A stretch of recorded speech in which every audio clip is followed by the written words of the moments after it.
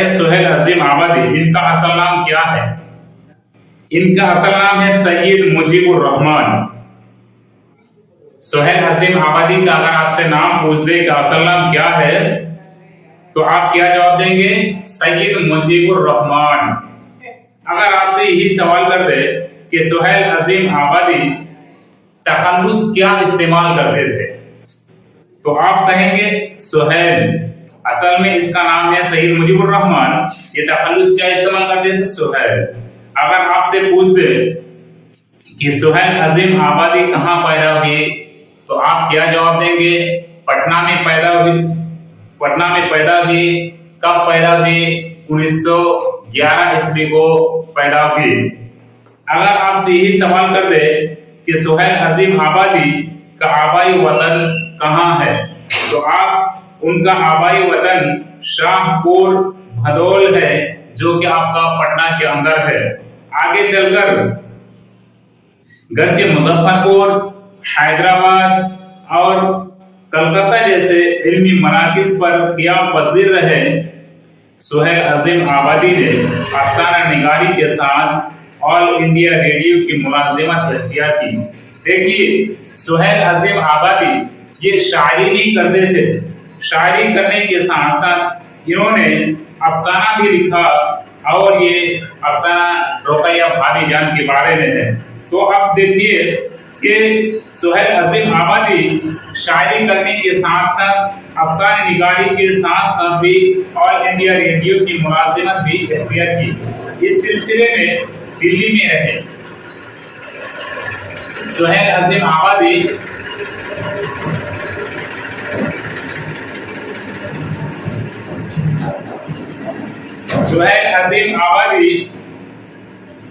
कहाँ पैदा हुई? पटना में पैदा हुई, लेकिन ऑल इंडिया रेडियो की मुलाजिमत इख्तियार करने के साथ साथ वो दिल्ली में रहने लगे। फिर उनका तबादला कश्मीर, फिर पटना वापस चले आए और मुलाजिमत से इस्तीफा दे दिया।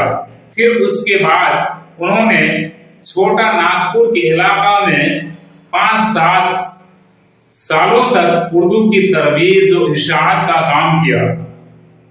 पहले तो ये शायरी करते थे, उसके बाद फिर इन्होंने अफसाना लिखना शुरू किया, और इनके अखबार भी हैं, अफसाने मजमुआ भी है। तो अब हम चलते हैं, उर्दू की तरबीज और इशाअत का काम किया, और छोटा नागपुर के क़ियाम ने उनके अफसानों के मौज़ूआत मुतय्यन कर दिए। उनके अक्सर व बेशतर अफसाने जमींदारों के इस्तेहसाल के खिलाफ, मजदूरों और कमजोर तबकों के हकूक से मुतालिक उनके मौज़ूआत हैं। ये आपका शायरी करने के साथ साथ अफसाना निगार भी। उसके बाद ये ऑल इंडिया रेडियो में भी काम किए। उसके बाद इनका काम क्या था कि लोगों की मदद करना। कोई अगर गरीब लोग हैं, कोई कमजोर लोग हैं, तो इनका ये ख्याल करते थे। इन्होंने एक अखबार निकाला, रोजानामा अखबार, जिनका नाम है साथी। इन अखबार के अलावा इनके कुछ अफसानी मजमुए भी हैं। इनके अफसानी मजमुए हैं अल्लाह, चार चेहरे, आदमी के रूह। इनके 3 मजमुए अफसानी मजमुए हैं। इनके अलावा सुहेल अजीम आबादी के अफसानों का पहला मजमुआ चार चेहरे, ये कब शाये हुए? 4 चेहरे 1934 में शाये हुए। सुहेल अजीम आबादी 3 अफसानों लिखने के साथ साथ इन्होंने एक नावल भी लिखा। नावल का नाम क्या है? बेजड़ के पौधे।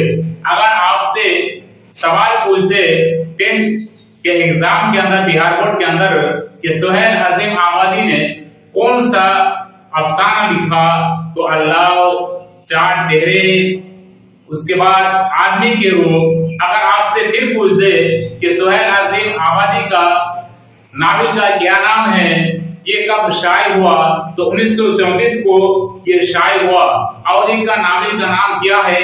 बेजड़ के पौधे। और अगर आपसे पूछ दे कि इनका खानदान कैसा था, गरीब था, अमीर था, तो इनका खानदान जमींदाराना। इन मजमूओं के अलावा सुहेल अजीम आबादी के अफसानों की तादाद 125 है।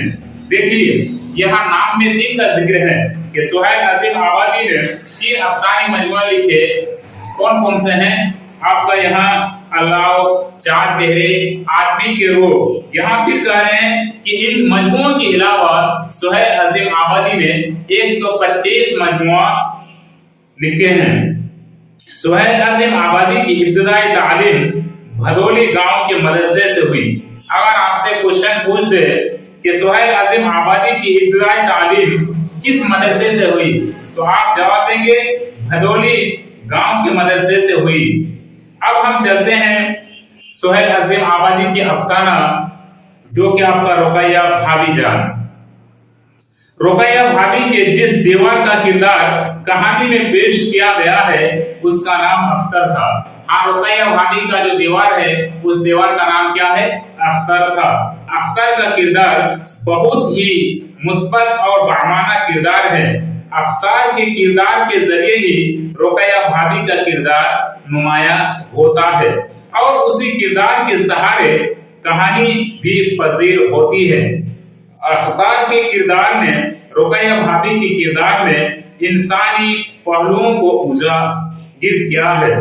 रुकैया भाभी शिम्मी नाम की लड़की, देखिए यहाँ आप डिटेल से है कि रुकैया भाभी ये किनका खर्चा उठाती थी, तो शिम्मी नाम की एक लड़की थी, इनके पढ़ाई की खर्चात वगैरह, तालीम वगैरह का खर्च ये खुद उठाती थी। हाँ, तो उसी चीज को यहाँ बयान किया गया है कि रुकैया भाभी शिम्मी नाम की लड़की की तालीम का खर्चा खुद बर्दाश्त करती थी, इसलिए कि शिम्मी बहुत गरीब लड़की थी, उसे पढ़ने का बहुत शौक था, लेकिन गुर्बत की वजह से वालिदैन उसकी तालीम का खर्च बर्दाश्त नहीं कर पाते थे।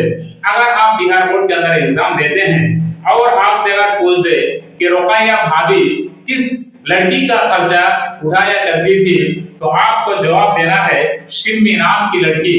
क्यों खर्च उठाया करती थी? वो आला तालीम हासिल कर रही थी और उनके वालिदैन बहुत गरीब थे, इसलिए रुकैया भाभी जान उनका खर्च खुद उठाया करती थी। हाँ, इसलिए रुकैया भाभी जो कॉलेज में लेक्चरर थी, उन्होंने शिम्मी के तालीम का खर्च अपने जिम्मा ले लिया और इस तरह वो दूसरे हाजतमंदों की भी मदद क्या करती थी। बात सही है, इनका काम था कि लेक्चरर होने के साथ साथ गरीब और कमजोर तबके के लोगों का खर्चा ये उठाया करती थी। रुकैया भाभी जान ने अपने सोने की चिड़ियों को इसलिए बेच दिया था। देखिए, अगर आपसे क्वेश्चन कर दे कि रुकैया भाभी ने सोने की चिड़ियों को क्यों बेच दिया, तो आप जवाब देंगे कि रुकैया भाभी ने, हाँ, रुकैया भाभी जान ने अपने सोने की चिड़ियों को इसलिए बेच दिया था कि एक गरीब लड़की शिम्मी जो उनके कॉलेज में पढ़ती थी और उस लड़की के तमाम तर तालीमी खर्चात रुकैया भी बर्दाश्त क्या करती। देखिए, अगर आपसे पूछ दे कि रुकैया भाभी को सोने की चूड़ियों बेचना क्यों पड़ी, तो आप यही जवाब देंगे कि रुकैया भाभी के बार बार इसरार पर बोली कि भाईजान के एमए इम्तिहान का फॉर्म भरना है और कल आखिरी तारीख है, चुनांचे रुकैया भाभी ने शिम्मी के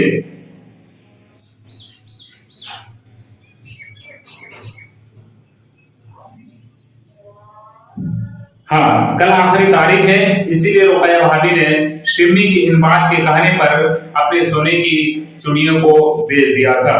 अब देखिए, सुहैल अजीम आबादी के बारे में अगर आपसे सवाल कर दे कि अफसाना निगार में किससे मुतासिर थे, तो आप जवाब देंगे कि सुहैल अजीम आबादी मुंशी प्रेमचंद की फनकारी और उनकी शख्सियत से बहुत ज्यादा मुतासिर थे। सुहैल अजीम आबादी किसकी अफसाना से बहुत ज्यादा मुतासिर हुए, तो मुंशी प्रेमचंद के। क्योंकि मुंशी प्रेमचंद ने हिंदुस्तान के देहाती माहौल को अपने अफसानों में पेश किया था, क्योंकि हिंदुस्तान की बेशतर आबादी गांव में ही बसती है, इसलिए हिंदुस्तान का असल तहजीब और समाज गांव में ही पाया जाता है। यही वजह है कि प्रेमचंद ने अपने अफसानों के मौज़ूआत देहात से ही हासिल किए और देहाती वाक़यात को ही अपने अफसानों में पेश किया। चुनांचे प्रेमचंद के अक्सर बेशतर किरदार देहात से ही ताल्लुक रखते हैं, यानी मुंशी प्रेमचंद ने जो भी अफसाना पेश किया तो इन अफसानों में देहाती जिंदगी के माहौल को बयान किया है। सुहैल अजीम आबादी का जेर निसाब अफसाना भाभी जान जबान, उसलूब और हैयत के एतबार से एक कामयाब और उम्दा अफसाना है। इसका मौजू भी नया नहीं है। सुहैल अजीम आबादी ने जो एक अफसाना लिखा, ये रुकैया भाभी जान, ये कह रहे हैं कि ये नया अफसाना नहीं है, ये बल्कि बहुत पुराना और आम मौजू है। फिर भी कहानी पढ़ने वालों को एक नया अज़्म और हौसला देती है, साथ ही ये सबक भी देती है कि इंसान अगर चाहे तो दुश्वारियों और परेशानियों के दरमियान भी अपने लिए जीने की राह निकल सकता है। सुहैल की कहानियों के ये किरदार और मौजू भी प्रेमचंद के अफसानों से मुतासिर नजर आते हैं। सुहैल अजीम आबादी ने अपनी अदबी जिंदगी का आगाज शायरी से किया था। बात सही है कि सुहैल अजीम आबादी पहले शायरी करते थे, उसके बाद फिर इन्होंने अफसाना लिखना शुरू किया और इनके अफसानों की तादाद 125 हैं, लेकिन 3 नाम में जिक्र है जो इस किताब के अंदर है कि अल्लाह, चार चेहरे, आदमी के रूह। इनके नाविल के बारे में पूछते तो एक नाविल है जो कि 1934 में शाये हुआ और उस नाविल का नाम है बेजड़ के पौधे, लेकिन आगे चलकर अफसाना निगारी की तरफ माइल हो गए, फिर पीछे मुड़कर नहीं देखा और बेशुमार अफसाने लिखे।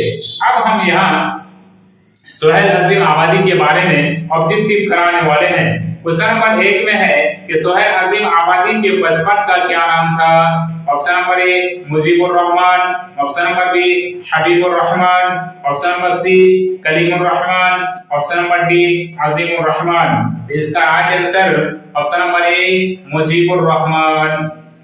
क्वेश्चन नंबर 2 में है कि सुहैल अजीम आबादी की पैदाइश कब हुई? ऑप्शन नंबर ए 1910 ईस्वी, ऑप्शन नंबर बी 1911 ईस्वी, ऑप्शन नंबर सी 1912 ईस्वी, ऑप्शन नंबर डी 1913 ईस्वी।